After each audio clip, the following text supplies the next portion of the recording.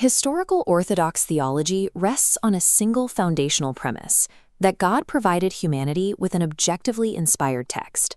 While the text itself is inspired, the human beings tasked with reading it are not. This creates a persistent gap in understanding. Even highly trained scholars, working from the same original Greek and Hebrew manuscripts, consistently arrive at conflicting theological conclusions. We see the results of this gap across church history.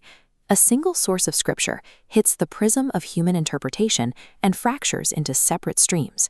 Baptists, Presbyterians, Pentecostals, and Reformed traditions, all reading the same words but filling different buckets. Since the source text remains static, the variance must come from the interpreter. This shifts the search for God's will away from simple reading and toward the challenge of building a reliable system for discernment. If human interpretation is naturally prone to these fractures, how can we formulate an ethical framework that we can actually trust? Popular approaches often rely on 5-point checklists or simple formulas, but these shortcuts rarely hold up against the complexity of either modern life or the biblical text itself. Developing clarity requires a more robust method, constructing a specific model based on a biblical worldview and a defined set of values. Research into how the human brain functions suggests that learning is most effective when it moves from synthesis to analysis. This means we have to grasp the forest of the overarching biblical story before we can accurately examine the trees of individual verses. Without this broad synthesis, the modern questions we face today will likely shatter against isolated, out-of-context verses. Modern life presents us with dilemmas, from bioethics to digital identity, that the ancient authors of the Bible never explicitly addressed. We have to respect the occasional nature of the text. Each book was written to deal with specific issues and specific people at a fixed point in ancient history. This means the Bible was written for us, but it was not written to us. This makes proof texting dangerous. When we try to draw a direct line from an ancient scroll to a modern concept, the connection is too brittle. The line stretches until it snaps, leaving us without a grounded answer. A more accurate method relies on implicational teaching. We build what are called creative constructs. By weaving together multiple threads of biblical teaching, we create a conceptual net strong enough to capture and evaluate a modern issue. Sound theology is built on these faithful, reasoned implications, rather than on forcing connections that the text never intended to make. Even with a strong model, we remain the primary variable in the equation. No one reads a text with total objectivity. Every reader wears a set of lenses, the traditions and assumptions that inform how we see the text before we even process the words. Our cultural background exerts a massive influence. An American reader and a Saudi Arabian reader will naturally emphasize different values based on their own ingrained social expressions. Even the translation we choose acts as a lens. Every English Bible sits somewhere on a spectrum between a literal word-for-word rendering and a dynamic explanatory one.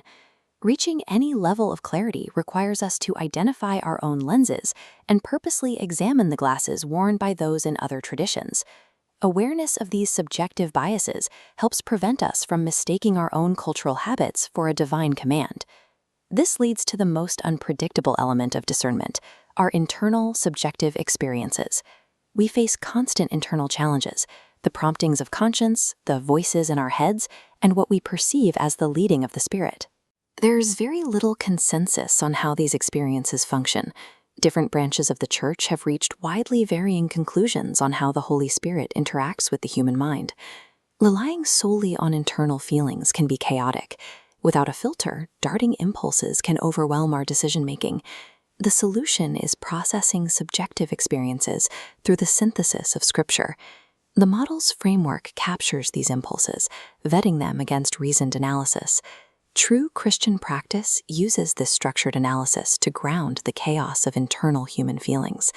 When we look at this entire system together, we see a complete operational model for discernment.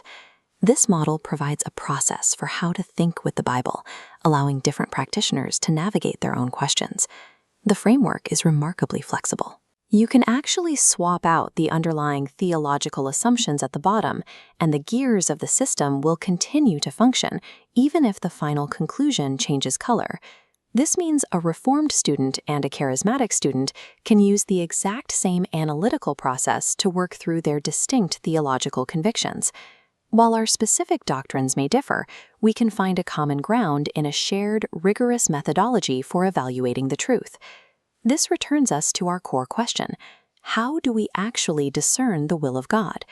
Real learning requires us to push past easy answers and pursue the questions until we find a resolution that satisfies both the heart and the mind.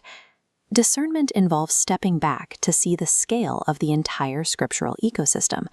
We have to understand the massive meta-narrative of the forest before we can make sense of what is happening under the canopy.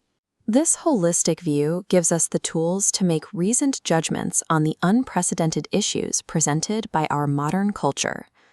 Discerning God's will is a lifelong practice of structured, rigorous biblical